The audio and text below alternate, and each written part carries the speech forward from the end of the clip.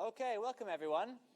We're delighted to have you here this evening to discuss the U.S. elections and climate change. My name is Tom Hale. I'm an associate professor here in the Blavatnik School, and we're joined by an expert group of panelists to talk about this really big question which is on everyone's mind.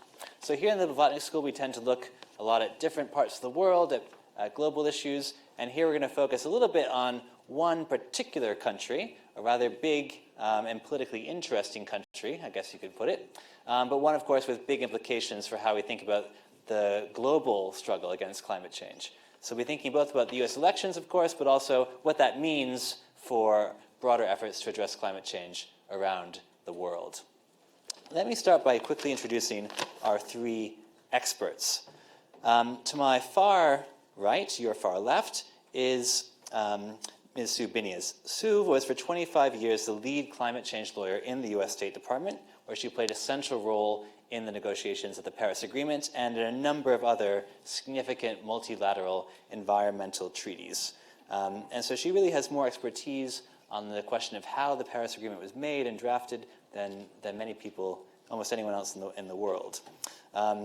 And she's been teaching since she left the State Department at places like Yale, Columbia, and as of today, here in Oxford. So welcome, Sue.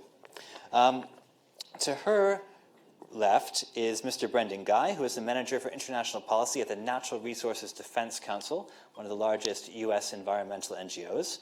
And Brendan is speaking in his personal capacity, as I should hasten to add they all are. But Brendan works mostly to enhance the climate ambition in major economies in the United States and also elsewhere around the world. And he has also been helping to educate the future generations by teaching at American University's School of International Service and last year here in the Blavatnik School. So welcome back, Brendan. And last but not least is Kaya Axelsson, who is the Vice President for Charities and Community at the Oxford Student Union. And in that capacity, she's helping to write the university's sustainability policy to make sure that we, as an institution, are doing our share toward these global goals. And Kaya comes to this from over 10 years of organizing and advocacy experience in different kinds of nonprofits and traditional candidate campaigns, and so is really well positioned to think about the topic before us tonight. So what brings us together here is an interest in, of course, the US elections and how the elections will affect our approach to climate change and how climate change might be playing into the elections. And as a political scientist, this is something that's, for me, very exciting to think about intellectually and theoretically, because the hard, cold facts the political scientists have looked at in the previous 20 years of climate politics has been basically that climate change doesn't ever really enter into electoral outcomes. People often say they care about climate change, but almost never in world history, in any country, does it actually matter for the outcome of elections. That is, people don't vote on it as their top priority in large enough numbers to make electoral outcomes depend on climate change. And now we might be seeing some evidence from different parts of the world that that might be changing. In the European elections that took place in 2018, and the most recent elections in Germany and Finland, other places around the world, we're seeing actually electoral politics respond to climate change in new ways, and possibly now in the United States as well. So that's a really interesting puzzle for us. And it's also a key kind of moment in not just the United States, where a pretty consequential election is unfolding in front of our eyes, but also in the global response to climate change. So can I start, we're going to go through this in a rather informal way with a kind of talk show format for you, bringing in a lot of questions from the audience throughout. But let me just start by that kind of international scene-setting thing to put us in context. So Sue, can I ask you to say a few words about why this year, 2020, is such a critical moment for climate change? Thanks, Tom. Can everybody hear me? Okay. So when the Paris Agreement was being negotiated, everybody thought it wouldn't enter into force until after 2020. That was kind of the underlying assumption. So we added some language to the decision that accompanied the Paris Agreement that spoke to what should happen in 2020, or what the expectation should be. And you have to know, in order to understand that language, that the Paris Agreement is a kind of nationally determined system. Each country comes up with its own commitment, defines its own commitment. And there were no rules when Paris was put together about what time frame these commitments should should include. So some countries pick 2025 as their time frame, including the United States and Brazil and some others. Most countries pick 2030 as their time frame. So the language in the decision that came out of Paris basically said, assuming Paris is not going to be in force, of course, in the background, in 2020 or by 2020, the countries that have 2025 targets, are requested to put in their next set of targets, which made sense, right? And those that already put in 2030 targets are requested to either update those targets or recommunicate them. And the reason we put in recommunicate was the idea it'd be too easy to just sit back and have your 2030 target just keep on going. At a minimum, you should be asked to kind of reconsider it and maybe be slightly shamed by recommunicating something that, was clearly not ambitious enough because it had been taken on kind of 15 years before. So that's kind of sets the framework for 2020. Those are the things that are being expected of countries. One other thing was in the Paris outcome, which is a call for mid-century low-emission strategies. And some people call this long-term strategies, mid-century strategies, same thing. The idea was parties are also requested, invited, encouraged, whatever verb you want to use, to put those in 2020. So the other thing that people are kind of expecting, some or most or some critical mass of countries to put forward would be these mid-century strategies. And then, of course, at the end of the year, a couple days after the US election, is the annual Conference of the Parties. This year, the 26th one, COP26 for short, and being hosted by the UK. So that's kind of the lay of the land for this year. Exactly. So we're in a situation where the pledges after Paris are now due. The next round of pledges for at least the vast majority of countries are due. And the world's second largest emitter is having a very important domestic decision before that key moment occurs. So really a lot hinges on the whole global deal. For the whole global agreement to work, kind of depends on big countries stepping up, and one country is having a big debate about that at the minute. So a lot at stake. Before we jump into our questions, though, I just want to do a lightning poll of our audience and take no more than 3 questions that you really hope we answer by the end of the conversation today, so we can do a little bit of interaction in advance. So is there any burning questions in the audience that needs to be put on the agenda right away? Please. Why are we dealing with nationally determined targets rather than net zero for the world? Great. So why nationally determined targets? One more? Yeah? Jose Maria? Jose Maria? What should we have in mind about the congressional elections that might be relevant for us to follow? Great. So we're often focused on the presidential election, but there's a whole lot of other seats up for grabs. What would it take to bring the U.S. back to the Paris Agreement? What would it take to bring the U.S. back to the Paris Agreement? All great questions, which I think we're going to get to right now.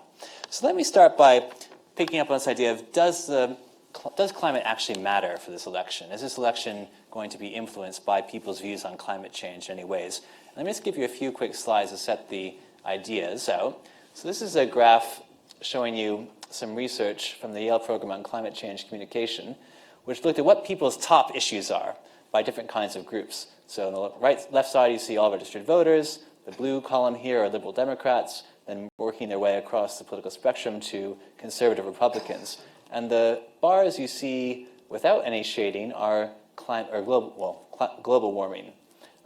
You see that amongst all registered voters, this is, by the way, from a few months ago, you have it about a third of the way down the column. But for liberal Democrats, it's in the top 3. Right? It's the top 3 issues. So you're seeing a lot more interest in this as an issue than you have in the past. And actually, if you look at a different set of figures, this is now from the Pew Research Project, you see that actually climate change is a top concern amongst over half the population. That's the whole population, not any segment of it. And the environment in general is almost as much of a concern as the economy as a whole. That's the first time in US history where those numbers have become anywhere close to touching. So that is an interesting stylized fact. But finally, you see a big gap between the two sides of the political spectrum in the United States on this issue. So for people who are Democrats or who lean Democratic, protecting the environment is a top priority for about 85% of people, whereas for people who are Republican or who lean Republican, that number is less than half. So a big partisan gap, but a lot more salience on the issue in the United States, as in many other countries. So the question I have for our panel first is, so is this a big change? Does this mean we're actually in a new sort of context for climate change and elections, or is this going to be more of the same? Kai or Brendan, any thoughts? Sure, yeah. So I think we absolutely are in a paradigm shift in the Democratic Party.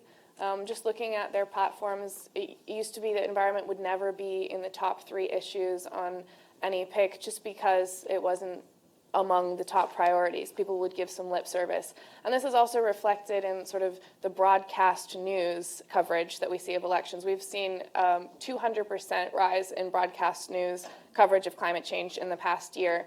And broadcast is the least likely place that we're going to see climate change coverage because traditionally it has been in print media where sort of more higher educated voters tend to get their news. So that said, there's an important caveat that broadcast news still only covered climate change for an average of 4 hours last year.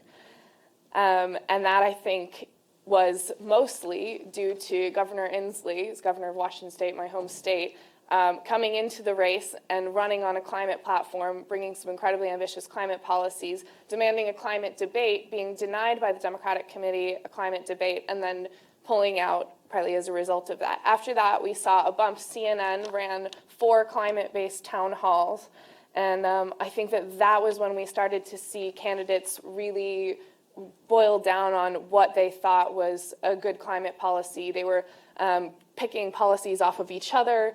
They were upping each other in the numbers.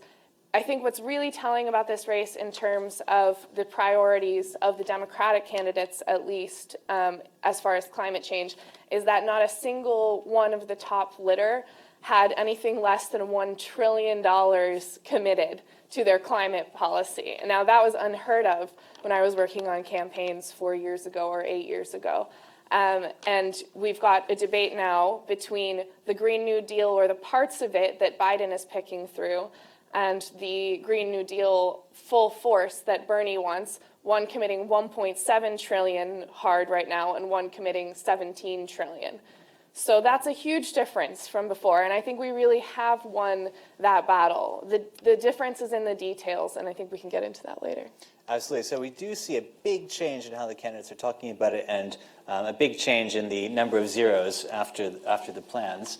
A few orders of magnitude different there. Brendan, do you see this as a big shift?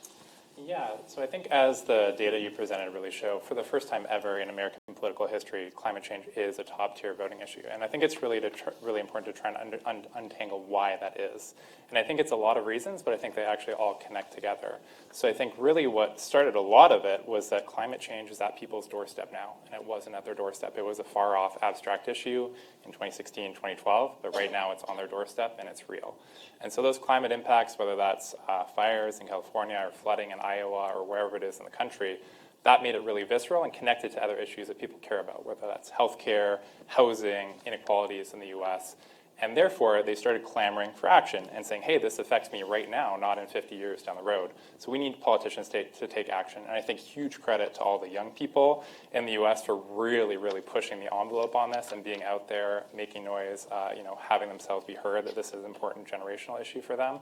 And that made the politicians, in response, say, hey, people are taking this seriously. We need to have some plans and be talking about this issue more, which then fed into the news cycle, putting out plans, policies, speaking about it on the campaign trail, really helped to pick it up both in kind of the print and other types of media. And I think that created a feedback loop where then if voters see candidates talking about it, they say, oh, we actually can have some influence and shape these platforms, so therefore they're even more energized. So I think there's been quite a feedback loop there, and I think what the politicians and the candidates are really starting to see is that they can win on climate change as an issue, and it's an electoral winner, whereas in the past it has certainly not been an electoral winner. So I think those are a few of the fundamental shifts we're seeing. And can I ask, how important do you think the activist groups, I'm thinking here particularly about the Sunrise Movement, were in sort of setting the agenda and forcing this up the agenda? Do you think it would have been bubbling up for because of fires and floods anyway, or did those activists play how big a role do you think they played? You mentioned it being a factor. Yeah, I think they played an absolutely crucial role. I mean, you saw as soon after the 2018 midterms, as soon as the kind of new crop of the House Democratic leadership came in, you had sit-ins making sure that this was on Nancy Pelosi's radar from the beginning. You saw people, following candidates around the campaign trail, even when they first announced way at the beginning of last year. So I think that constant pressure, making sure that they were speaking to these issues, not forgetting about them, sometimes being a little confrontational, but really making sure that the conversation was at least held at a bare minimum, I think really helped to shift that kind of Overton window that we're now in. Right. So, Kai, you mentioned Governor Inslee's campaign. Also, another of the former candidates, Tom Steyer, made his campaign primarily about climate change. Other candidates have, of course, made it a big part of their campaign, even if they have slightly broader visions as well. How much difference do we see now post Super Tuesday? We're 2 days past Super Tuesday, but already I think a lot of clarification has occurred in what this primary is coming down to. You mentioned one order of magnitude difference in spending plans, Kaya. What's the real nut of this difference, though? Is there how much space do you see between the two Democratic candidates? I think that you could sum it down to pragmatism versus like a whole economy shift. So I think the difference is in what they're emphasizing and what they think that they can get through. And that fits into a larger framework around what the constraints are for the president coming in. And I think that voters are also looking at this. They're trying to say, if we do, first of all, who do we get past the primary? Pete Buttigieg was very clear. He said, we don't just have a 2030 or 2050 deadline for climate change, we have a 2020 deadline. So he was making a pragmatic argument for his own candidacy, saying that, in fact, that someone who appeals to sort of swing voters in the middle needs to get past and defeat Trump. And that's why his more centrist climate plan was favorable. But I think that if we were to talk specifically about the policy differences in those more centrist plans versus the more overtly socialist plans, we would be thinking about how the centrists are trying to take back a little bit of the ground that the Koch brothers essentially have driven away from climate change politics by using the Republican Party as a vessel or a mouthpiece against particularly market-based expansion opportunities. So it's inherently a conservative value to be able to invest in innovation like renewable energy, to be able to invest in innovation like carbon capture and storage and energy efficiency, which I'm hearing nicely for the first time being called a fuel source because it can be thought of that way. It's inherently conservative to conserve and to not waste. And those things have been completely lost over the course of a 40-year campaign on behalf of special interests. It's been really well documented by a political scientist named Leah Stokes. She looks at particularly utility companies' role in shaping Republican Party identity.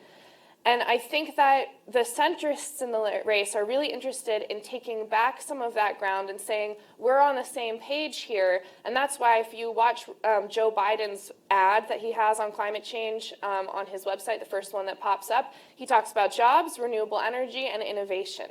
And he's trying to say, look, we have common ground here, let's capitalize on that first. Now, the other side, I think, of the Democratic Party is saying we're not going to be able to motivate a strong base unless we tackle the fundamental inequality in the nation. And that in itself is a message that they were gambling on being much more powerful than one that appeals to Republicans, which, as we've seen from Tom's slides, don't care that much about climate change compared to their base.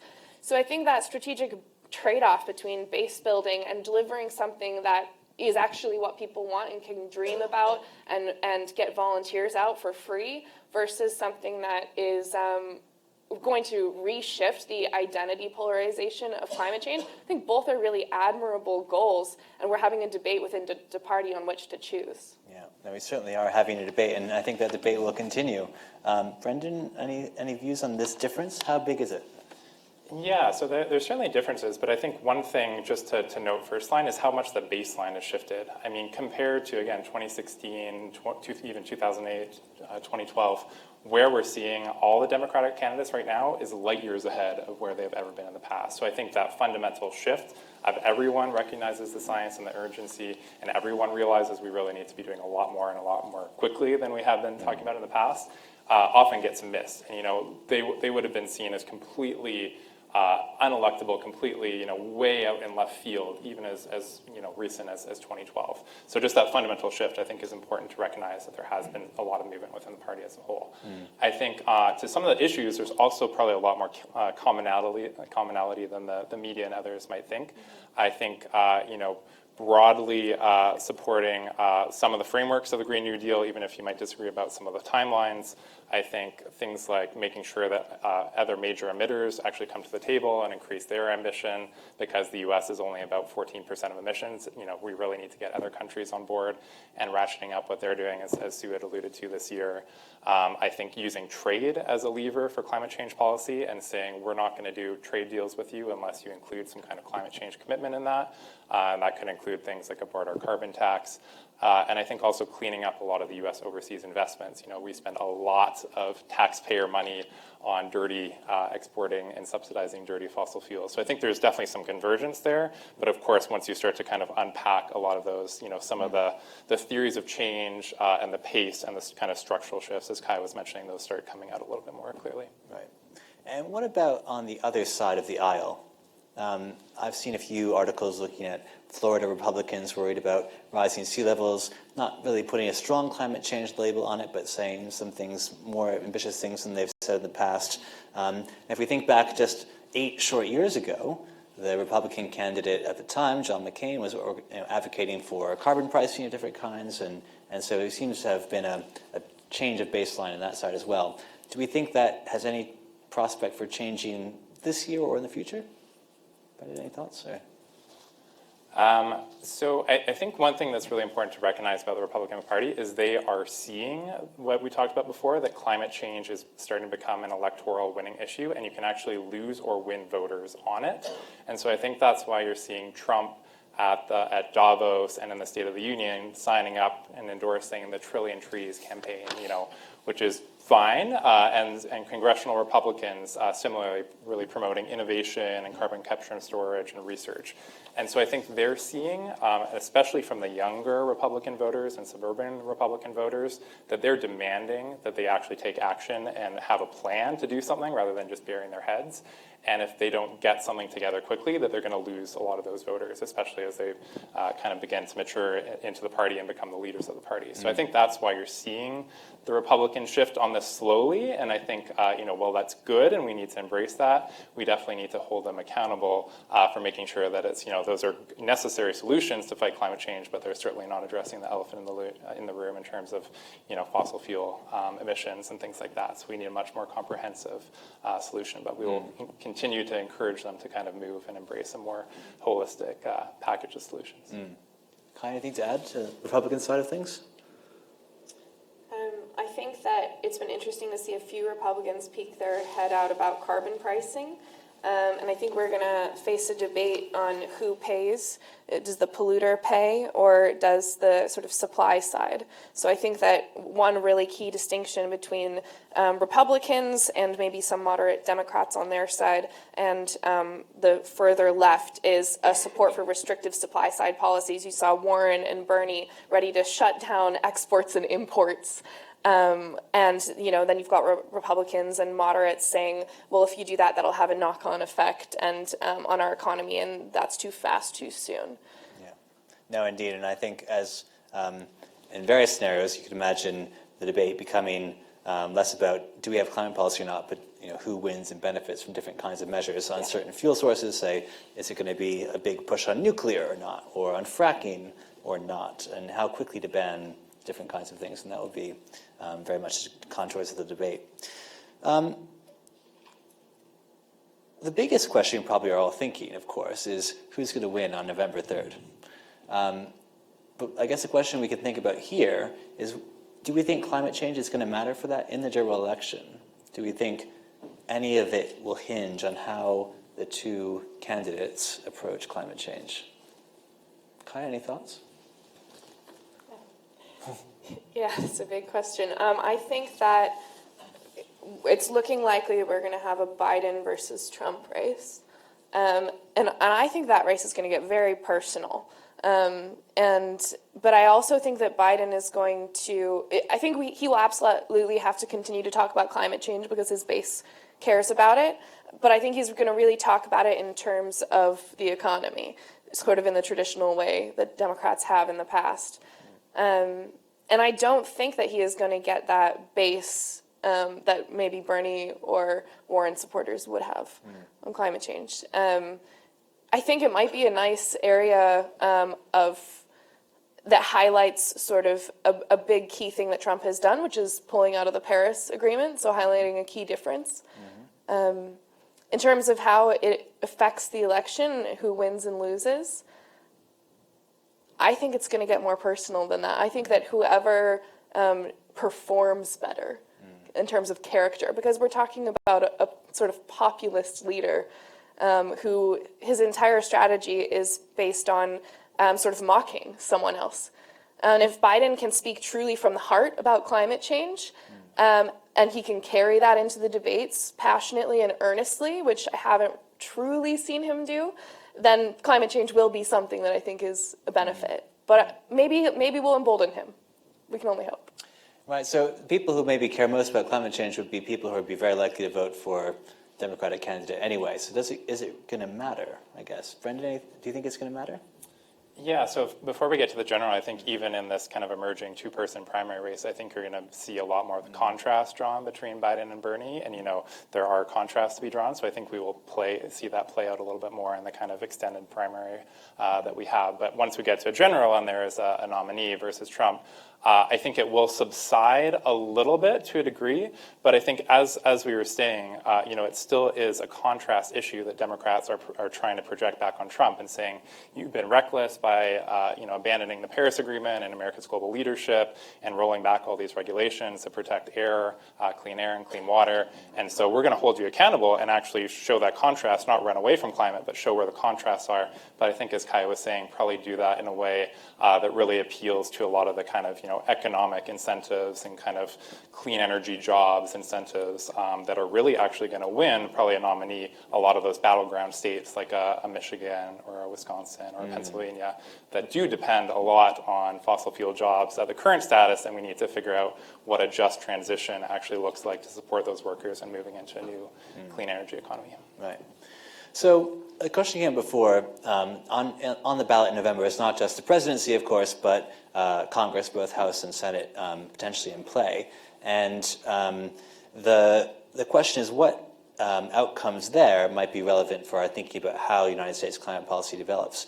But just to kind of help us understand that a bit better, so I wonder if I might ask you to speak a little bit to this question, because you've been a lawyer for the United States for 25 years negotiating treaties, but you've done that with, shall we say, limited engagement from our friends and leaders in Congress on giving guidance to the United States and its policy. The United States Senate famously voted on a non-binding resolution to reject the Kyoto Protocol unless it included commitments for developing countries. The United States, of course, didn't ratify through Congress the Paris Agreement, but found a way to do it because of the congressional reticence in a different way. So how do you walk that line, or has the United States walked that line, and what could an election that delivered a pro-climate Congress change about what the United States can do in the future and what it can't do?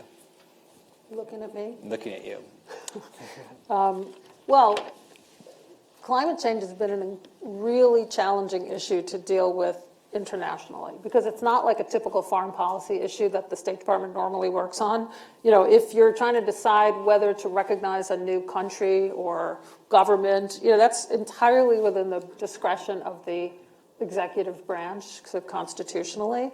Climate change is at the opposite end of the spectrum, where what the world wants out of the United States is basically things that the executive branch can't really deliver all on its own, because they want emission reductions, which, yes, we have some laws that allow the executive branch to take some action, but in terms of an economy-wide type of, either a carbon tax or a cap and trade, you would need Congress to approve it. And the other thing the international community wants is money, financial assistance, which also requires congressional appropriations. So you have very limited scope for aligning, I guess you could think of it, what the United States commits to internationally with what we are allowed to commit to as a domestic matter. And we have had to, I think of it as like threading a needle that is never wider than that, but is sometimes like that wide, okay? And that has been a lot of what my job was at the State Department. It's like trying to figure out, how do we do this thing,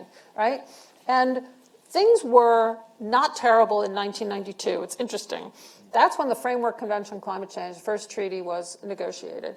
And we had a fair alignment between domestic and international, provided the target was made not legally binding. The Senate was willing to, every single senator, I mean, it's hard to imagine now, but they approved the Framework Convention. The Republicans wanted to make sure the target wasn't binding. Some of the Democrats, like Al Gore and John Kerry, complained that it should have been stronger. But basically, they approved that treaty. So that was like a very close alignment of the two. Then you get to the Kyoto Protocol. And as you mentioned, you had a complete lack of alignment. There, the needle was 100 or 99% closed, I would say. Internationally, the major developing countries said, we are not taking on any new commitments in this new agreement. And you had the Senate in the United States voting 95-0. They don't even think about bringing an agreement home that has, binding commitments for the United States without something similar for the developing countries. And there was we tried to square that circle with various ideas. It's something I give my students as an exercise in trying to figure out whether there was a way to align. But the bottom line is, politically, there was no way to align those things, and we didn't end up joining the Kyoto Protocol. Things got a little better with the Copenhagen Accord, which was the next phase. We were able to come up with a design, at least, that allowed some kind of alignment between domestic and international. It was a non-binding framework, which allowed us to take on a target that didn't legally have to be backed up in U.S. law. And we also needed a framework where, China and company had the same legal status as we did, so we didn't come home with yet another version of the Kyoto Protocol. But the timing was not great for alignment because we had half a law. The Waxman-Markey bill had passed the House, but not the Senate, and the international community was demanding some kind of target from the United States, and we basically had to fashion a target without knowing how the law was going to come out, and people laughed when we came out with in the range of 17% reduction, in accordance with anticipated legislation. But basically, we had to come up with something that was, it took the pulse of the Senate, which hadn't yet ruled, and looked at what the House had already passed, and sort of in advance came up with something. It didn't work. The law didn't go through, but we kept that target, and notwithstanding the fact that we didn't have the law, but that was a little bit of a bump on the road. And then, what's frustrating is that I think the Paris Agreement, again, allowed us to align domestic and international. We came up with a framework that would, where all the contributions were nationally determined, which allowed the United States not to be, pushed into some kind of commitment that we couldn't implement, but we could come up with our own. The targets were not legally binding, so again, we didn't have to have absolute certainty that we had the laws to back it up. We had a clean power plan policy coming out of the White House and other policies, and we were able to put this entire package together. And moreover, we had an agreement that allowed parties to change their target if they wanted to after they had already handed in, which would have given the new administration the ability to stay in the agreement and change the target if that's what they wanted. And that was rejected by the Trump administration. Yeah. So I just end with that because I think that was sort of one of the sad aspects is that we basically had something that joined these two processes, which had been so difficult to achieve, gave a lot of flexibility to a new administration, and the answer was no. Yeah. And so I wonder if we might then refer back to the question the gentleman started us with. Why have this nationally determined system if we have a global problem and countries can do what the United States has done? How do we square that circle? I don't really see, I guess to quote Winston Churchill, a nationally determined system is the worst approach except compared to all the others, right? So what are the options? You could take 2-degree temperature goal or net zero in 2050 or something like that. You could mathematically figure out how many emissions the world could sustain. And then you could sort of assign them, India, here's your share, United States, here's your share. Countries would never, ever agree on how that you would allocate, and they would never agree to just take a target from an international body of some sort, even if you could figure out how to do that. So I think that's just a non-option. The second is a negotiated option where everybody kind of agrees based on whatever criteria they come up with. But for 2 reasons, we didn't think that that would work in the Paris Agreement context. One, it wasn't like Kyoto where we had just the developed countries and you could sort of get in a small room and actually work it out. You had all of a sudden 200 countries that would have to take on some kind of, how would you negotiate that when everybody wanted something different, right? And the other thing is we didn't think, well, either the US would be okay with that or the major developing countries would be okay. I mean, this is the first time they were taking on commitments, and we didn't think it would work to say, hey, China, let's negotiate your contribution or commitment. So I thought there were very practical reasons that if you wanted an agreement that included the key countries, and at the time it was considered key to have the first 2 major emitters in, which would be the US and China, right? You basically had to go with a nationally determined system. Now, there are all kinds of bells and whistles in the Paris Agreement to bolster the strength of the agreement. There's a strong transparency system.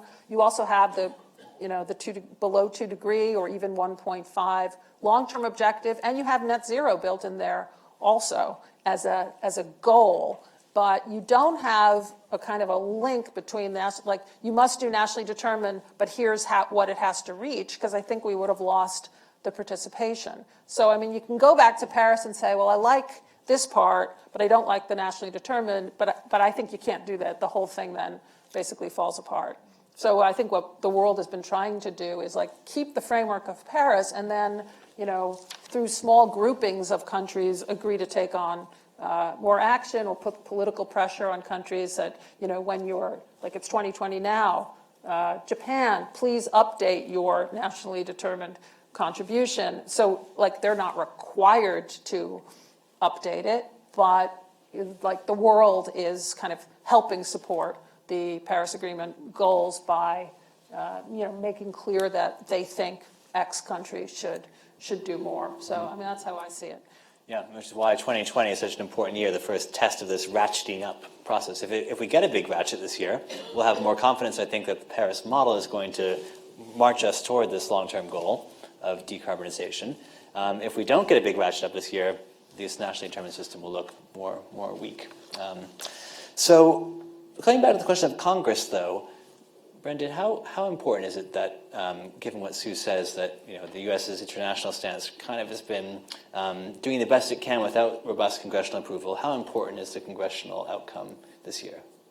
Yeah, it's massively important. I mean, I think a lot of the ambition that you're seeing in presidential platforms, a lot of that is really contingent on Congress. They can do a fair bit with executive authority, but to really, really move the needle and to have that kind of more structural shift that we need, most of that is going to have to run through Congress in one way or another. And I think it's really important to think about some of those big kind of ambitious policies that candidates are seeking, whether that's banning fracking on non-public lands, on ending some of the exports of oil and gas from the U.S., appropriating some of this money through Congress. All those things are going to have to go through Congress in some way or another. So the outcome in the House and the Senate does really matter. So what does that actually look like?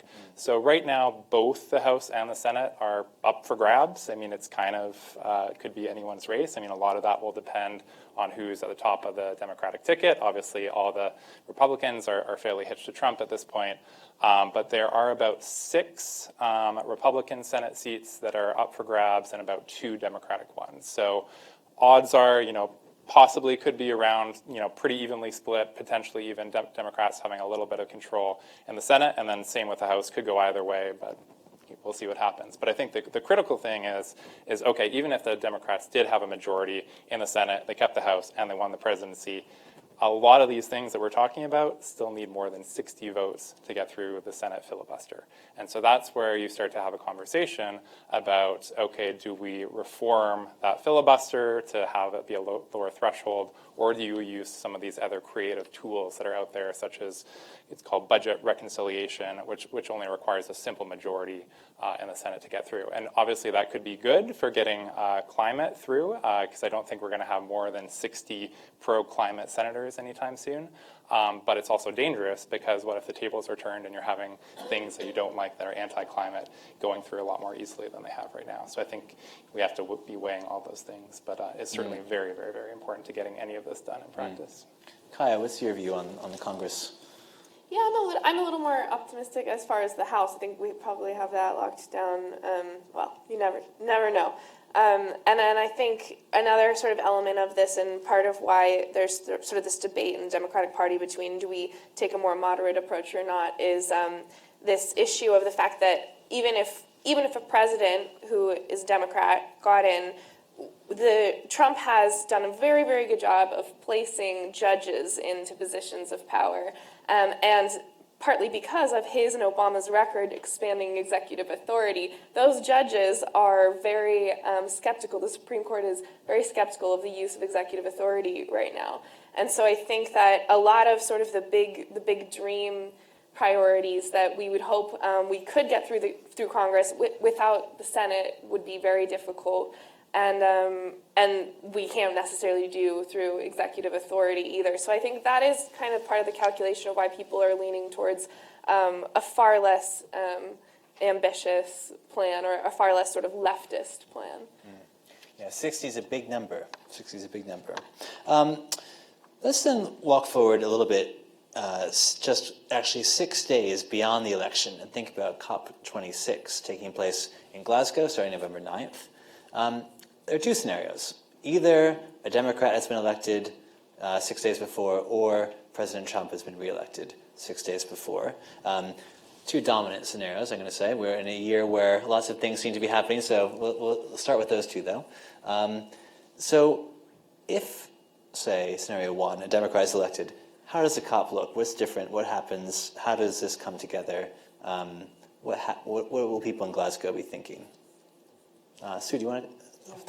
Well, your scenario was a Democrat wins? Democrat, yeah. Yeah. First. Well, I think the impact on the COP is like, as someone said to me, day and night. I think that has to be right.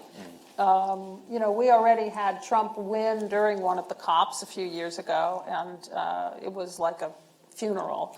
And no matter what else was going on, it kind of cast a pall on the whole thing. So I don't envy the UK for being the COP president, because it's very hard to plan for such wildly different scenarios. But I think if a Democrat wins, the sense will be, okay, those 4 years were kind of a climate aberration. To answer one of the questions, like every Democratic candidate has basically said that they would want to rejoin the Paris Agreement. I think most of them have said they would want to rejoin on day one, in fact. You don't need to go to the Senate because of the way it was structured. So they actually could rejoin on day one, and according to the terms of the Paris Agreement, the United States would be a party 30 days later. You know, what the U.S. nationally determined contribution will be is a more complicated matter, but let's just say they would be able to rejoin. And I think, you know, if a Democrat wins, the international community at the COP will know that. I think everybody's fairly aware of that would signify, the U.S. is coming back in. Paris Agreement is not kind of in danger, which we can talk about the second scenario in contrast. But I think it would be a pretty just positive thing that no matter what else, let's say the COP was having trouble reaching agreement on some leftover issues, I think this would kind of overshadow any troubles like that. So night and day. Brendan, night and day? Yeah, I fully agree. I mean, in that scenario, I think there's a huge boost of confidence, of optimism into the process. I think you're going to see, that overshadowing a lot of the kind of more technical, mundane details that this COP is going to be deliberating, and really kind of be the overarching narrative that the U.S. is back in the game and re-engaging, at least to some degree. I think we really, and this is consuming a lot of the thought of kind of all the climate wonks these days, is how you actually make that meaningful and real. And so I think the UK, as the presidency of the COP, really has to be prepared, and I think they are preparing right now, to channel that somehow into not only the negotiations, but the kind of politics and the atmosphere and the media around it. But then I think also, you could imagine some sort of emissaries or informal kind of envoys from the president-elect's team coming to the COP, having conversations with countries, building some of that confidence, and making sure that they're able to hit the ground sprinting. And I think that really kind of puts the Trump negotiating team, who a lot are obviously career bureaucrats, or maybe a few political people there, but it kind of puts them very much to the side at the COP in that situation. So what about this more negative situation, though? Can the Paris Agreement survive a second Trump administration? Sue, do you have a thought? I can't let myself believe that the answer is no. What I have said, like during Trump 1, is that the Paris Agreement was designed in a way, we weren't thinking of it this way exactly, but it has ended up being fairly resilient. And my theory of why it's resilient is because of nationally determined contributions. In a way, if you think about it, if you negotiate your target with another country and you take on a commitment that's stronger than you would have liked, and you did it because you were counting on someone else doing more, like let's both agree, to use an impeachment-related phrase as a quid pro quo, right? Then if that other country drops out, you're kind of left holding the bag with this thing that you didn't want in the first place, and you might be more likely to pull out or decide not to implement. If you design the agreement so that everybody's putting in the thing that they basically felt comfortable doing as their nationally determined contribution, there's less of a reason why, when the U.S. pulled out, those other countries would need to pull out. So at least for period 1 of this 4 years of the Trump administration, like you haven't seen one other country pull out of the Paris Agreement. And I think, that could have been partly, well, let's see what happens, and whether there's a re-election. But I think it's partly also there's nothing to gain from pulling out of the agreement because we took on this target anyway. However, I've been, at least posed the question, well, what, is 8 years the same as 4 years? I don't know that countries would necessarily pull out and, suffer their own kind of reputational loss. A couple countries have raised the possibility during elections. Brazil and Australia both had candidates that said, let's pull out of Paris. Once they became the leaders, they decided against it. But it could have the effect of having countries do less, even if they stay in the agreement, because the answer might, the reaction might be, why are we taking more action when, the United States has now not taking action for 8 years or walking backwards? The one silver lining, I guess, which would act against what I just said, is that there's so much action going on in the United States below the federal level and national level, and we can talk about that separately. But there are several alliances and initiatives that have made clear to the rest of the world that the U.S. is not monolithic on this issue. And I would expect that if there's a Trump 2, those efforts would kind of ramp up, both because they care about the issue, but also maybe to again be like a we are still in on steroids in some sense. Yeah. Brendan, any thoughts on what that might look like? A we are still in on steroids?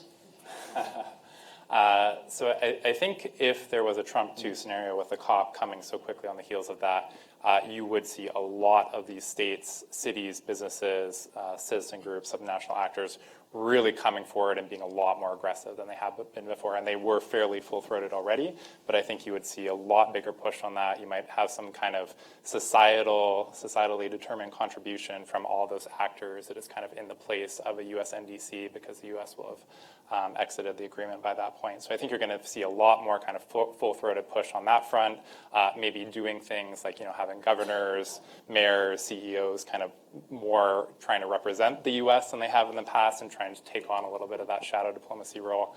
I think you're going to have a lot of groups like ours and others thinking about kind of more risky strategies. For example, could you sue the administration for trying to leave the Paris Agreement undetermined? Probably pretty risky, but things to think about. So I think in terms of your original question, the resilience of the Paris Agreement, well, I think it is very resilient. It definitely becomes more brittle at that point, or if not brittle, at least a little bit more lethargic. There's a lot less energy in the system, and I think that would see a lot of the kind of rogue countries, the Saudi Arabias, the Russias of the world, very much emboldened to try to throw sand in the gears, to slow down progress, to promote fossil fuels either there or in other venues, and not a lot of counter forces really mustering against that. So I think you just see a lot more lethargy in the system. Kai, what's your view for how climate action proceeds in a Trump 2 scenario? Yeah, so I come from a really strong activist background. So the whole time we've been talking, I just keep thinking about what sort of the Greta Thunberg movement is contributing to all this. And I remember that when I was really involved in activism during the Paris agreements, I heard people say things like, well, great, Trump should pull out because it doesn't go far enough. We need to scrap it and start all over again. I'm sorry, I'm really sorry. That's like telling someone that their years and years of work is, not worth it. And I do think that there is something really powerful about what you said about the subnational efforts, raising the stakes and saying this doesn't go far enough. And I think if we can use the opportunity of leaving the U.S. sort of in the dust and count up how the rest of the world, I guess perhaps besides Russia and Saudi Arabia as well, are able to lead and hold on for another 4 more years. Maybe we can paint that as, maybe I'm too idealistic, but maybe we should sort of look to the people who are willing to do as much as they can and sort of embolden one another in that space as well. Great. So final question for our panel before we get some more questions from the audience. Let's go back to our more optimistic scenario. A Democrat wins, probably Biden or Bernie. How likely is that person to prioritize climate legislation when they come to power in January 2021? Is that going to be the big thing they invest their political capital in first? Is it going to be the second thing, the third thing? If what we said before about getting legislation is really what's needed to take us to the next level, both domestically and internationally, how likely is that going to come about even if everything goes well? Any thoughts? Yeah, I think that's the multi-trillion-dollar save the planet question. I think what we have seen in the past and what I think a lot of people are anticipating is once there is a window for legislation to come through, that window is usually very short because either the Senate could change or other things could change. And so you may only have a 2-year window where you can actually meaningfully put something through. And so I think a lot of groups are trying to think about, if we have that window opens, how do you make as concerted and an energetic push as possible to make sure that that is the #1 priority that a new administration would prioritize. I think we can kind of parse differences between the candidates. I think it would definitely both be in their top 2 or 3 issues. I think that a question is how they're kind of integrated with other issues. Obviously, Bernie, a Green New Deal type framework would be a huge priority to try and push through as one of the first priorities. Biden may include some of those elements, kind of more focus on working families, blue-collar jobs, those other things, so maybe a kind of narrower version of that. But I think it's really incumbent on kind of the entire community and all of us as kind of people who care about climate change to think about if that window does open, how are we making sure that not just when it opens, but well before it opens, we are well placed to capitalize and have built some of that political power to make sure that it is the #1 issue, because it can so easily get swept aside for the issue of the day, whether that's coronavirus response or economic issues or health issues or whatever that may be. Not that they're not all connected, but that it does need concerted effort. And if you don't get it in some of those windows, the window may not open again until a lot later down the line, in which case, we're very far down the road and in a lot more trouble. Right, so 2020, obviously a critical window for global climate policy. 2021 may be a really critical window for U.S. climate policy. Sue. Yeah, I was really surprised that during the debates of all the Democratic candidates, they were asked, what is your position on, fill in the blank issue, including climate change? But they didn't ask, if you could get one law through, which one would it be? Because most presidents can get maybe 1 or 2 max laws. And President Obama prioritized health care and got Affordable Care Act, and then got, half of a climate law. And some people have, sort of second-guessed that decision. It depends what your priority is. But it's almost irrelevant what a candidate's substantive position is on a particular issue if that's not the issue that they would prioritize. So that's one thing I have wondered about. So if you have, would a Bernie Sanders administration prioritize the Green New Deal, or would it be Medicare for all, or would it be, wealth taxes, or do you know what I mean? No, they were never asked to answer that question, which I think would have been informative. Yeah, no, indeed. So speaking of being informative, we're looking forward to lots of great questions and points from the floor. I'm going to collect them in groups of 3. If you could just briefly introduce yourself before you speak, we'll know who you are. And the other thing to say is, because it's sometimes hard to hear people in the room and we're recording this, please wait for the microphone to arrive to you before you begin your question. So first 3 questions, please. I see one here, and we'll start with those 2. So let's start here first, yeah. I'm Daniel Scharf. I just realised how little I understand about the framework under which the COP is held. We talk about an agreement. Is it sort of open house? If you get close to consensus, could the countries actually agree to count embedded emissions and sanctions in terms of trade? Is that within their competency? Mm-hmm.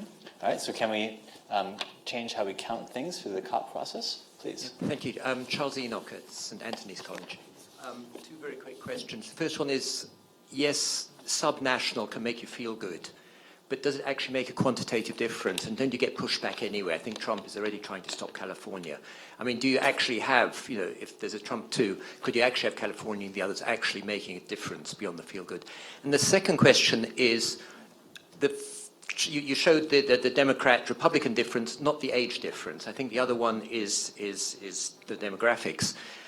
I mean, in that sense, you can sort of say the US Constitution has one remaining discrimination, which is ageist, that the under 25s are not allowed to stand. So that means that also they're not allowed to be on any of these debates. So for the under 35s, it would be a higher issue.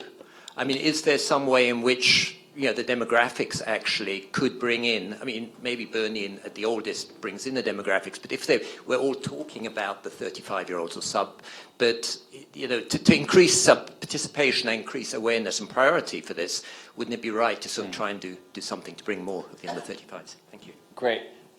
Third question here in the middle. Thanks. Yeah, hi. My name is David. I'm actually an attorney with the US EPA in Washington, D.C., and my question is in my personal capacity, not in an EPA capacity. And I happen to work on the California waiver as well, so happy to have a side conversation. But my question is more sort of splitting the baby here a little bit, where a Democrat wins the presidency but doesn't win back the Senate. And we talked a little bit about the packing of the court. If the president, directs the Department of Justice and directs EPA, there may be a different direction there.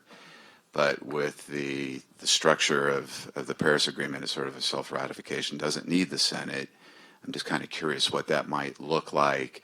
And then with the subnational efforts in the U.S.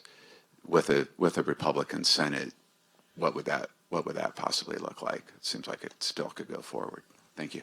Great. Those are 3 questions to start with. So, Sue, can I ask you to first pick up on the point of how we count emissions under Paris? Is there scope for the COP to rethink that? Well, there are sort of methodological decisions, including on accounting, under the Framework Convention and under the Paris Agreement. And, they're basically territorial at the moment.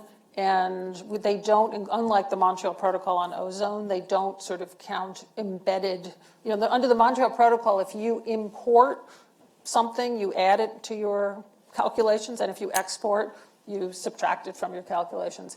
There was a kind of intentional decision under the climate regime not to count embedded carbon. You could have done it that way, and some countries think you should have, right? Because they're emitting a lot, but it's for purposes of manufacturing something that then gets exported, and so why is that counting against them? That's not how it was done. If the world changed their minds, they might be able to just do that through a decision. But I think you would require an amendment to the Paris Agreement or the Framework Convention if you actually wanted to start punishing countries. And part of the premise of the Paris Agreement was like very light compliance regime. A lot of countries do not, would not sign up to join the agreement if there was punishment at the other end, or they would join, but they would, their nationally determined target would be less ambitious because they'd be more worried about whether they could meet it.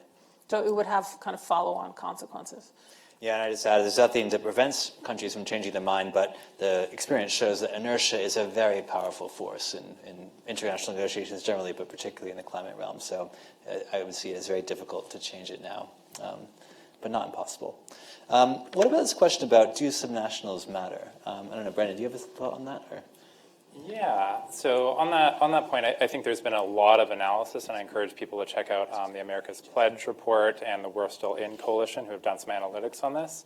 I think basically what the rub of it is that subnational action can get you a lot of the way. It can help with action in the absence of federal action. It can be supplemented by federal enabling frameworks, but there's no way that it can actually get us as far as we need to go and as fast as we need to go. So even if you had California and all the states kind of on turbochargers, I don't think you're going to get to the types of deep emissions reductions that we really need to get onto. Even just our first NDC, our 2025 NDC, let alone anything that's deeper and more ambitious than that for 2030 or other years. So I think, there's a lot to be harnessed there and a lot to kind of innovate and diffuse lessons and policies and kind of help those bubble up and shape federal policy. I think, there's no substitute for the absence of a strong, engaged, both on the administrative side as well as on the legislative side, actually pushing the needle on the envelope on these things. Yeah, I just add to that, the largest effects might be indirect as opposed to direct. So if you look at the We Are Still Ins of the world, it adds up to about 70% of U.S. GDP that's a part of these different networks. So it's a big part of the economy that's moving in this direction, creating new business models, creating new regulations, creating new constituencies who are going to be pushing for those in the future. And so I think if you look at the first order, the sort of first derivative of this action, the action might be more significant in that sense than in the direct meeting the NDC kind of sense. Kaya, ageist. Is the Constitution ageist? The U.S. Constitution, I think that there's plenty of things wrong with the U.S. Constitution, and that could be one of them. I don't think we're likely to change the U.S. Constitution anytime soon, but what I do think that we can do is be a lot more inclusive of our young people who are clearly leading the front edge of the climate movement and speaking, I think, what we all sort of feel deep down. And I think one way that we can do that internationally is to change the structure of COP, which we actually have an opportunity to do here. I think that we need to actually break up the physical environments that happen at COP, where there's this sort of division between the people who are public and community members who are there out of interest or who are presenting ideas on the side, and sort of the negotiating space. And I'd be very curious to hear if people have ideas about how we in the UK can reframe and be more inclusive to young people in COP, and not just Greta Thunberg, because the poor girl is very overworked right now. And then I think the other thing in the U.S., one way that I think young people are emboldening themselves and bringing themselves into the fold is through direct action movements that are tied directly with policy. So in the past, when I was part of the direct action movement, I often felt that we had not done our research well enough, and that was actually why I came to Oxford, was to do my research. And I have been really, really pleased to see the way that the Sunrise Movement and the Green New Deal, say what you like about it, has really clued into timed appeal to mass media strategies that ask direct questions to candidates about policy. I mean, it's an incredible world when we see young people use their power, which is often just their bodies and their voice in the moment, and use it in an informed way. And I think if we continue to talk about them in that way and to highlight those successes, we will show them that we're listening, and that's how we can fight some of the ageism. Yeah, and I think it's extraordinary that a democratic field that began as the most diverse field in the history of U.S. elections has narrowed down to the three most likely people to become the next president of the United States are all old white men from the Northeast, two of them from the outer boroughs of New York City. So it's quite a strange situation given the massive surge of political engagement we see from younger people on climate change and on many other issues as well. There's a real disconnect there, and I think that's a key problem that politics will have to solve going forward. Sorry.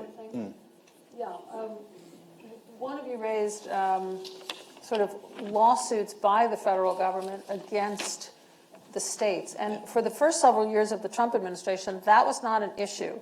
In fact, they issued a statement from the White House, which has now, as far as I can tell, disappeared from the web. I can't find it anymore. If anyone has it, let me know.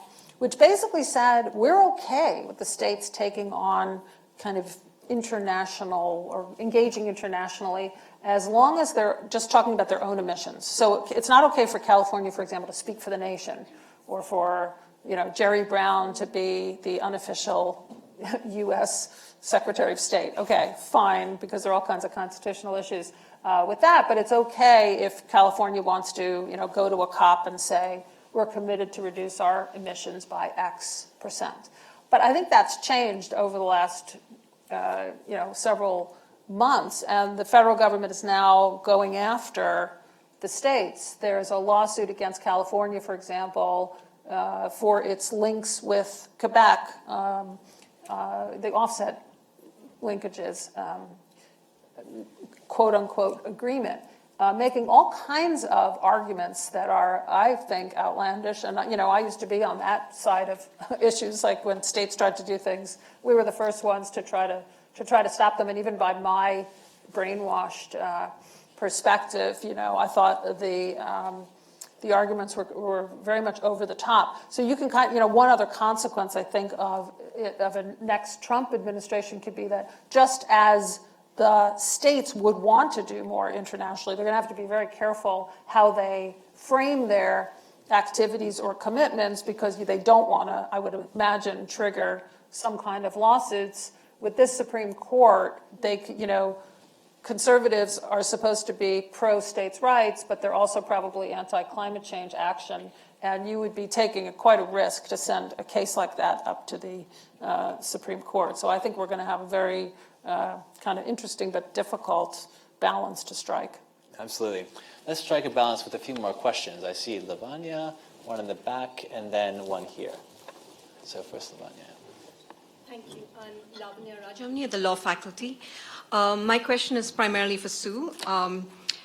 I agree with you that the Paris Agreement has proven to be quite resilient, but I think part of it is also just that it's resilient to US politics, in a sense.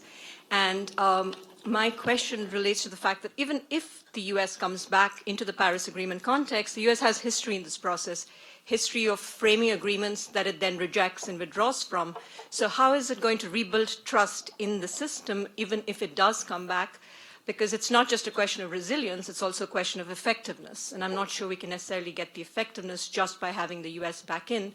It needs to be part of the it needs to be a trusted partner in the process.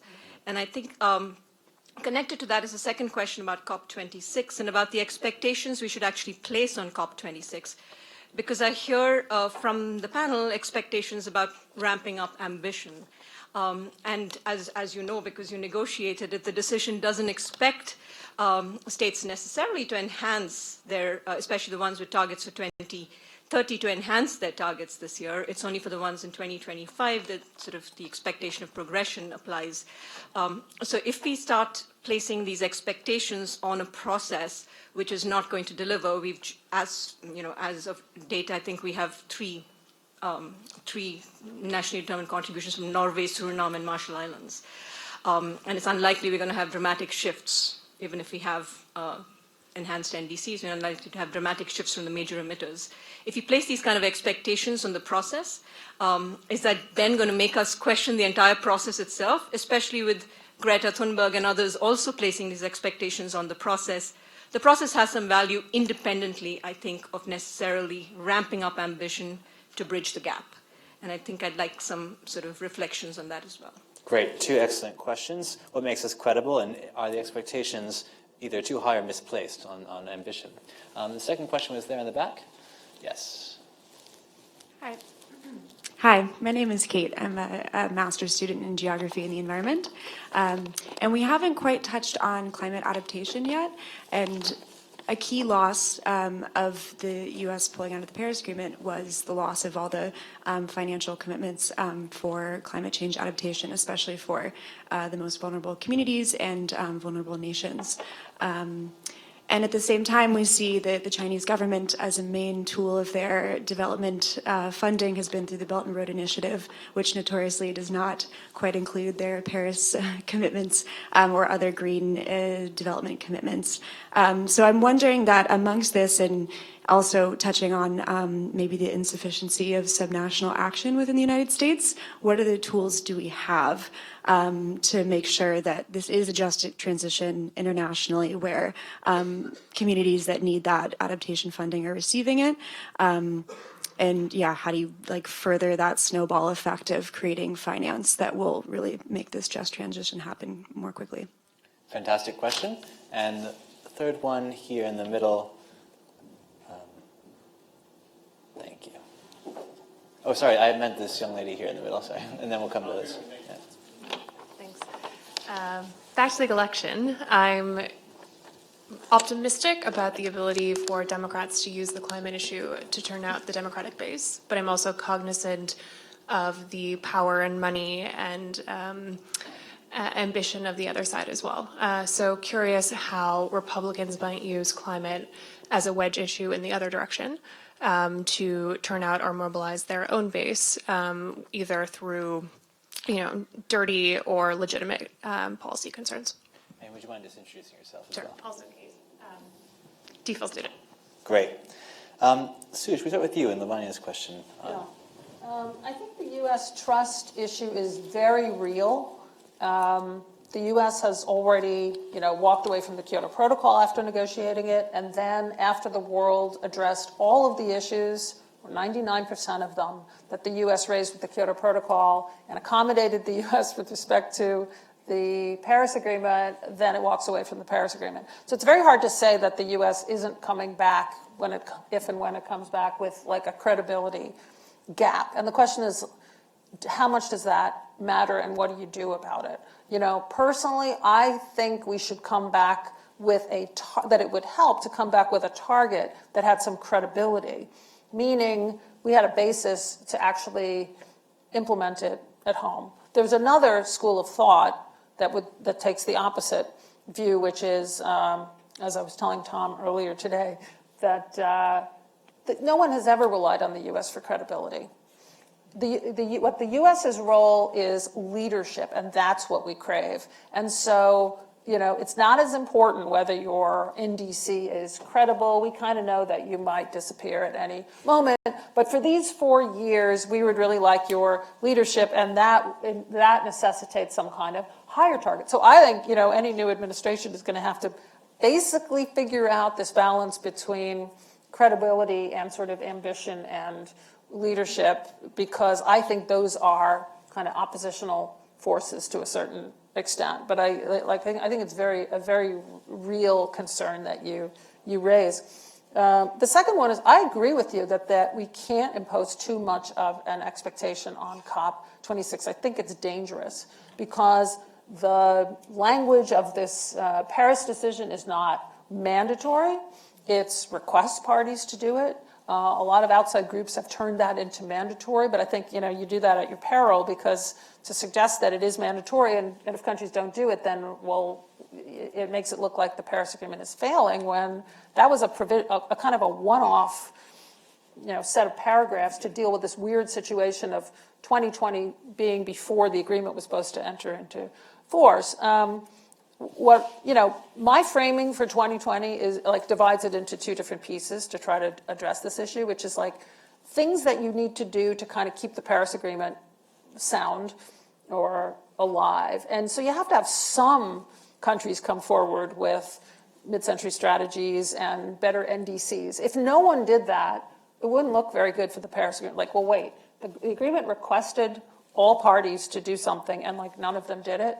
It doesn't look very good for the agreement. So to keep it kind of credible, you need some of that. But the second question should be what is happening to protect the climate, or not just the Paris Agreement. And those things are related, but they're not identical. Because you could have a bunch of countries come in with slightly better NDCs, but not really do much climate-wise.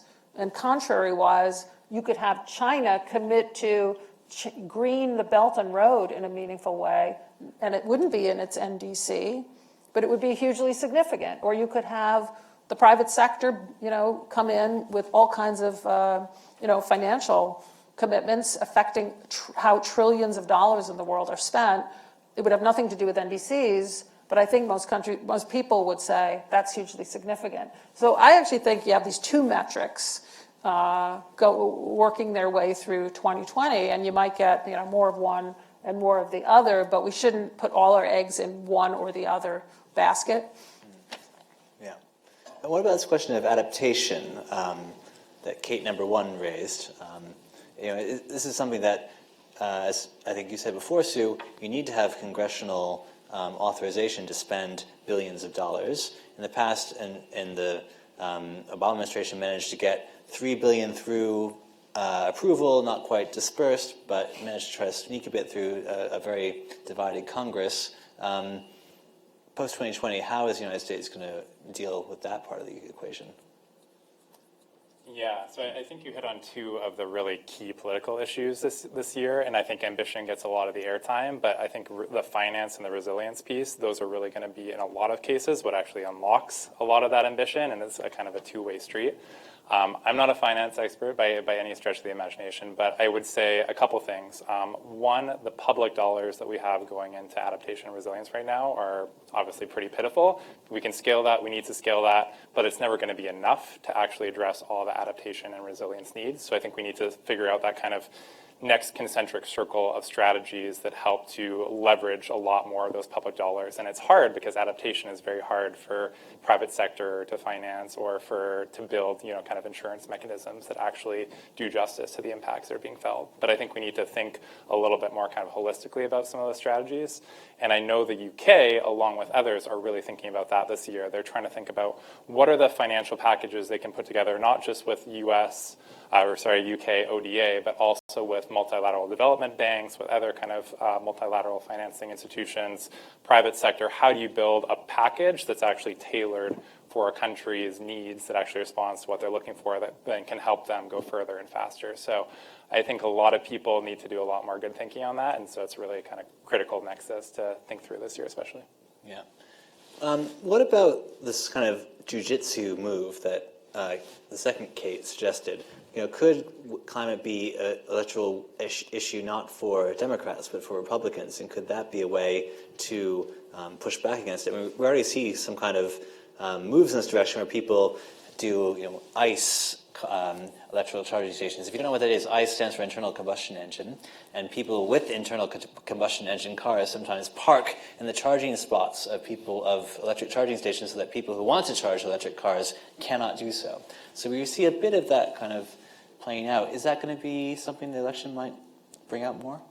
I mean, I think it already has. I think AOC, Alexandria Ocasio-Cortez, and the Green New Deal have already taken a very sort of bold packaging of the Green New Deal as a left option, and Fox, she's the darling of Fox News, and so I think that is something that they love. They love to do that, and they do it really, really well. I think when I say they, I mean the conservative media in the U.S. Package what is a very sensible kind of conservation policy as something being taken away from someone, or as a lifestyle choice, or as a set of lifestyle differences. There's a really great political scientist in Texas who talks about how it's actually not anything to do with the environment or climate that conservatives think about immediately when they think about climate change. They think about lifestyle changes. They think about someone wearing a canvas bag to go shopping, or having a garden in their front, yard, and just having a different set of lifestyles and values. And I think that the way that they personalize that is very dangerous. It kind of creates two cultures that don't speak to each other. I think what I'm hopeful about as a way of sort of getting around that incredible lobbying effort to pit people against the environment, what I'm hoping is that we will use some of the Republican tactics against them, and instead of these focusing only on these really huge landmark bills or strategies, which I think it's great that we have the Green New Deal and that it came up early in the primary process, but I think that if we can actually have bills, or every single bill that passes through Congress, go through a bit of a stress test on the environment, because we've gotten enough people, enough constituencies, the Democratic Party kind of watchdogging those things, we can sort of do what the Republicans did to erode the welfare system through a death by 1,000 cuts, and build an environmental platform through 1,000 small measures slipped into bills that have very unremarkable headlines, so that they can't be politicized in that way. And I have no idea if that strategy would work. It's just something I've been thinking about as I've been reading. So life by 1,000 shoots, if you will, instead of death by 1,000 cuts. I think that's a good idea. Just to note that, in the other elections we've been seeing where climate change has played a larger role, in Finland especially, the extreme right has really mobilized on a kind of an anti-climate stance. It's a big part of the narrative there. We all have Piers Morgan and his vegan sausage roll debate in this country to think about, but I certainly think it could go that way in the U.S. I think if we're very efficient, we have time for one last lightning round of questions. So if we can just keep it nice and short, we'll wrap up with this one. I see one here, one in the back, one here, and one there, and then we'll bring it to a close, and nice and sweet and short. Yeah, I'll be as quick as I can. James Painter, Reuters Institute. I covered a lot of COPs in the past, and if we compare it with COP21 in Paris, it was quite clear that the French Foreign Ministry and Christiana Figueres had done a huge amount of prep work, building alliances. Two questions. Do you think the British government in its current format and people can mobilise enough forces to come to reach some sort of agreement? And secondly, how are they going to present COP26 actually as a success? Great questions. Second one was, raise your hands again. Yes, in the back. Thanks, Byron Fay, a Masters of Public Policy student here at Blavatnik. My question is about the broader multilateral implications of a continued Trump administration. So, yes, there's the UNFCCC, but then there's also the impact a Republican presidency has on the World Bank, the ADB, the aid program of the US. So just some reflections on sort of the opportunities there if there was a change, and also how bad it's going to be if it continues. Great, and we can add the World Trade Organization to that list probably. There was one in the middle here. Yes, thanks. My name is Hariko. I run an AI company, but I was at COP25, and I'm very interested in this topic. Can I ask you to clarify, if I may ask? For example, Brendan and Tom are agreeing that the government plays a big role, and even the states won't be playing a big role. So, but as Sue was mentioning a few minutes ago, that trillions of dollars, probably from the private sector, may have a big impact. And it may go back to your question about effectiveness. So how does the election maybe trigger some of the non-government players, for example, the big investors, to resolve the climate crisis? Great question. And the final one here, 3 rows behind you.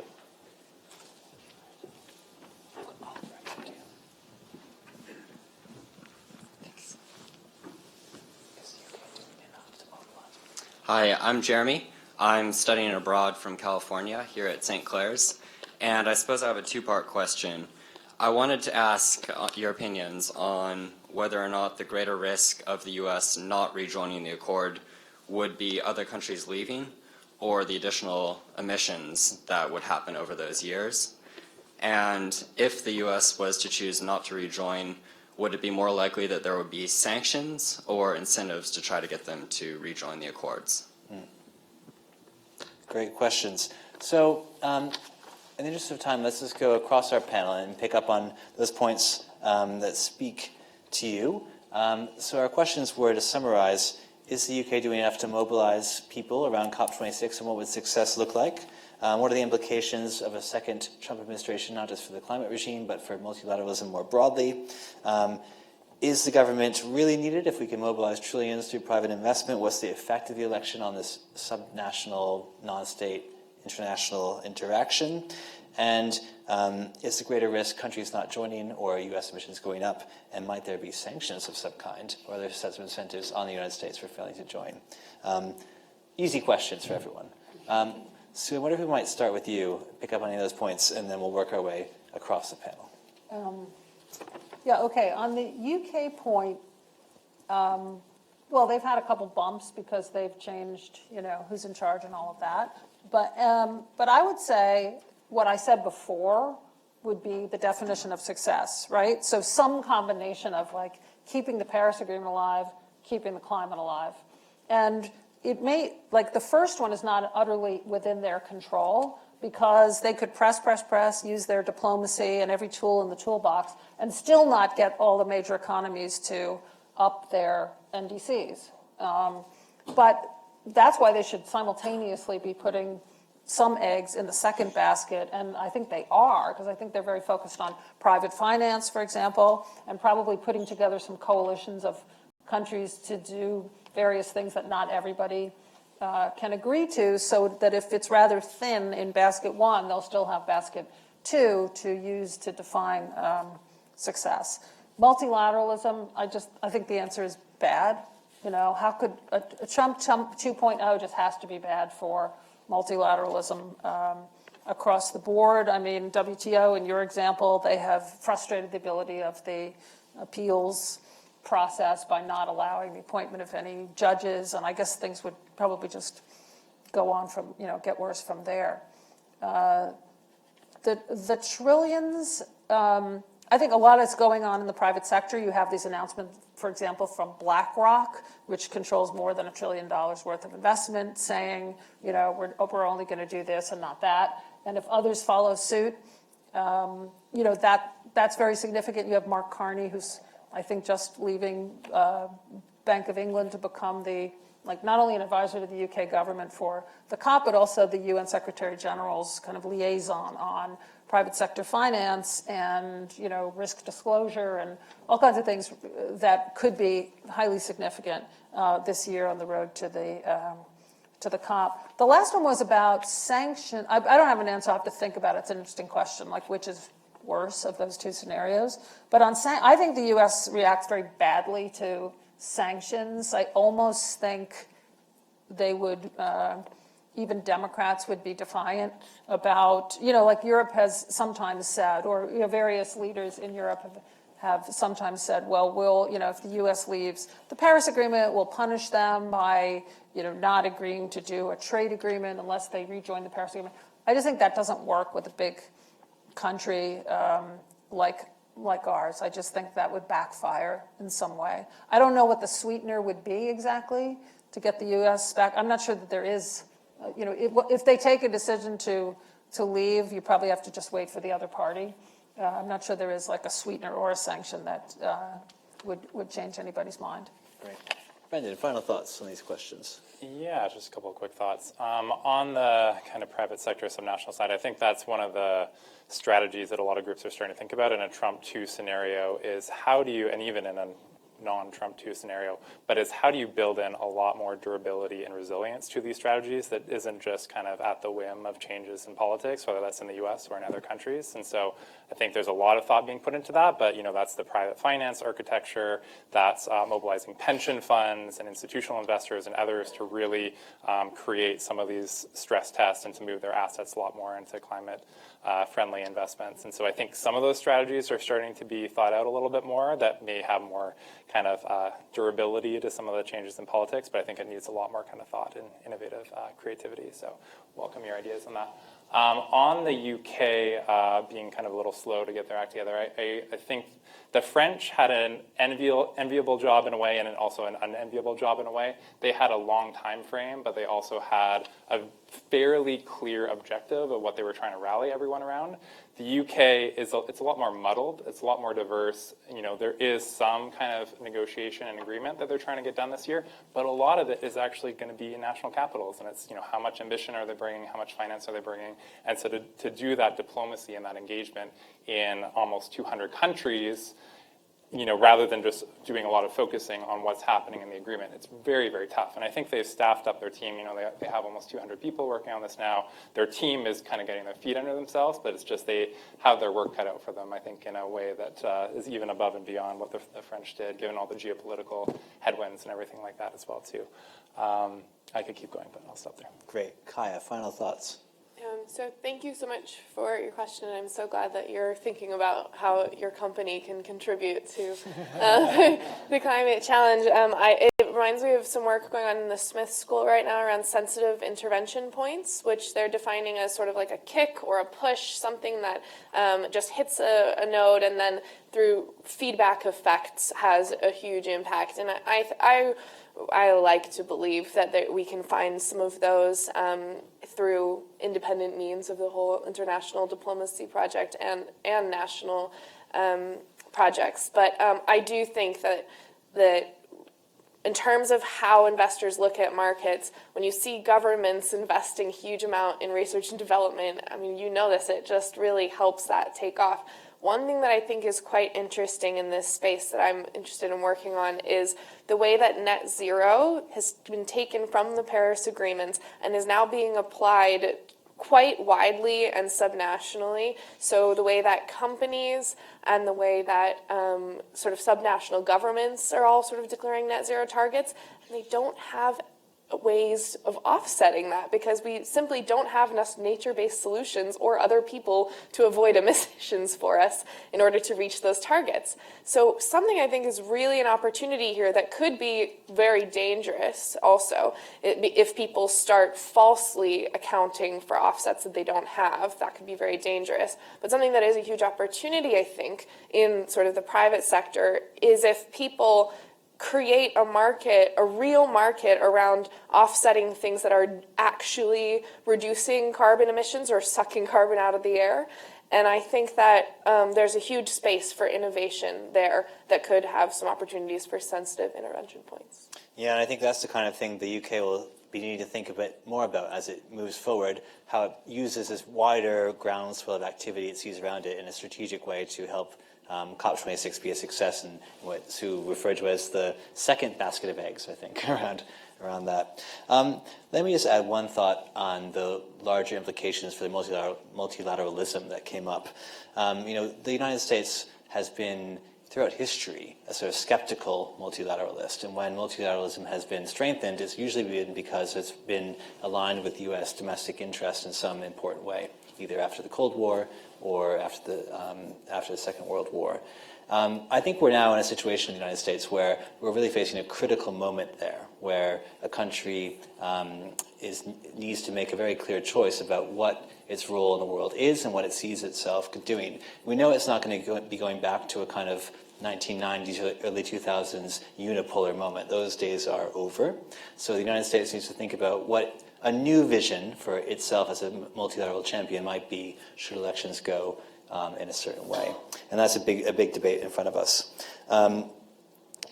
It's one where I think in the climate context, we have a real test this year. In the immediate aftermath of the Trump election, there was a lot of positive discussion about the future of multilateralism. Xi Jinping gave a great speech in Davos where he said, we will champion the multilateral system. If we look at the climate change context, though, the EU, China, other countries have not stepped up to that leadership role. They haven't done it yet. Is the sort of hard reality around that. And the question is, if we have a second Trump administration, will that sort of make them more serious about doing it, or is this a gap that will never be filled? And that's a big question, as you point out, not just for climate change, but for international cooperation more broadly. Big test will come up in Leipzig this September when China and the EU have their big EU-China summit. We'll see if that's a new moment for leadership. Thank you, panel, for giving us such great insights into these questions. Thank you, audience, for offering your great thoughts. We're going to be talking a lot more about these issues over the next few months, so I hope you'll be back here in the Blavatnik School for different kinds of COP26 discussions we continue having. Have a great evening, and join me in thanking our team here.